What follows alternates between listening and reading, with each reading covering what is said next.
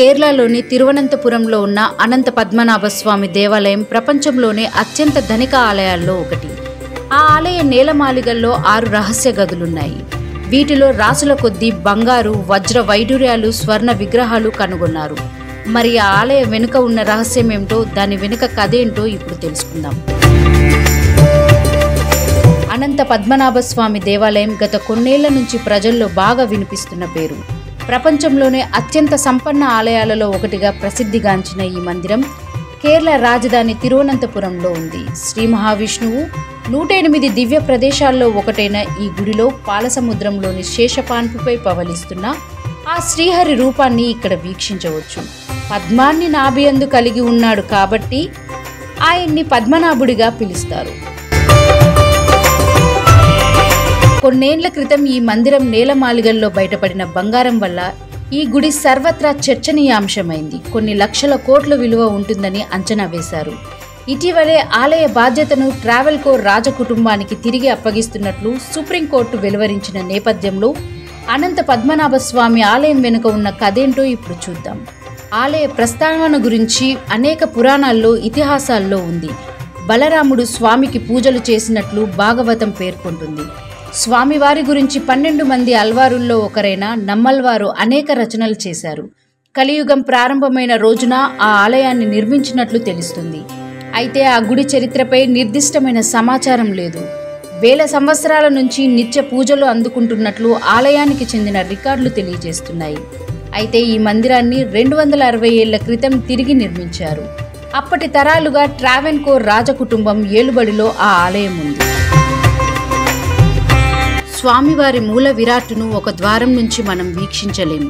పెద్ద విగ్రహం కావడం వల్ల తలను, చేతిని, పాదాలను వేర్వేరు ద్వారాల నుంచి చూడాలి. ట్రావెన్కోర్ మహారాజు రాజా మార్తాండవర్మ పాలన సమయంలో వేల సాలా గ్రామాలతో స్వామివారి విగ్రహాన్ని ప్రతిష్ఠించారు. ఆ కాలంలో 4000 మంది శిల్పకారులు, 6000 మంది కార్మికులు, 100 ఏనుగులు 6 నెలల పాటు శ్రమించి ఆలయంలో ఎన్నో కళాకృతులను ఏర్పాటు చేసినట్లు తెలుస్తుంది. 2011లో ఆలయ పాలక మండలి గుడి నేలమాళికల్లో 6 రహస్య గదులను గుర్తించారు. ఆ గదులను తెరవాలని సుప్రీంకోర్టు తీర్పుతో 5 గదులను తెరిచారు. ఫలితంగా ఆ గదుల్లో అపారమైన సంపద ఉన్నట్లు గుర్తించారు. ABCDEF అనే ఆంగ్ల అక్షరమాల ప్రకారం ఆ గదులకు పేర్లు పెట్టారు. మొదట ABC గదులు తెరిచారు. వాటిలో 20 జగ్గులు, వాటిలో 20 పెద్ద జగ్గులు, బంగారు హ్యాండిల్తో కూడిన ఒక జగ్గు, ఒక బంగారు కలం, 340 వరకు బంగారు జగ్గులు, 30 వెండి దీపాలు, శివుని విగ్రహాలు, ఇతర బంగారు ఆభరణాలు రాసుల కొద్దీ ఉన్నట్లు గుర్తించారు. ఇవి కాకుండా తీస్తున్న కొద్దీ బంగారు కంకణాలు, ఉంగరాలు వస్తూనే ఉన్నాయి. ఆలయానికి ఉత్తరం వైపున రూమ్ D, ఆగ్నేయంలో రూమ్ Fను తెరిచారు. ఈ గదుల్లోనూ అపారమైన బంగారం, వజ్రాలు రాసుల కొద్దీ లభించాయి. వీటి విలువ లక్షల కోట్లలో ఉంటుందని అంచనా. నేలమాళిగల్లో బయటపడ్డ సంపదతో అప్పటి వరకు దేశంలో అత్యంత సంపన్న ఆలయంగా ఉన్న తిరుమలను పద్మనాభ స్వామి ఆలయం వెనక్కు నెట్టింది. ఆలయంలోని 6 నేలమాళిగల్లో ఇప్పటికే 5 నేలమాళిగలు తెరిచారు. అందులో బయటపడిన సంపద సుమారు 5 లక్షల కోట్ల వరకు ఉంటుందని అంచనా.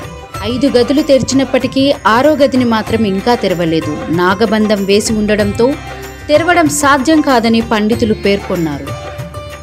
ఆ గదిలో ఈ 5 గదుల్లో ఉన్నదానికంటే రెట్టింపు సంపద ఉంటుందని అంచనా వేస్తున్నారు. ఆ గదిలో ఎంత సంపద ఉంటుందో అనేది ఆ అనంతనాథుడికే తెలిసిన రహస్యం. కొంతకాలం క్రితం వరకు ఆలయంలోని నేలమాళిగల్లో లభించిన అనంతమైన సంపదకు ట్రావెన్కోర్ పాలకులు సంరక్షకులుగా ఉంటున్నారు.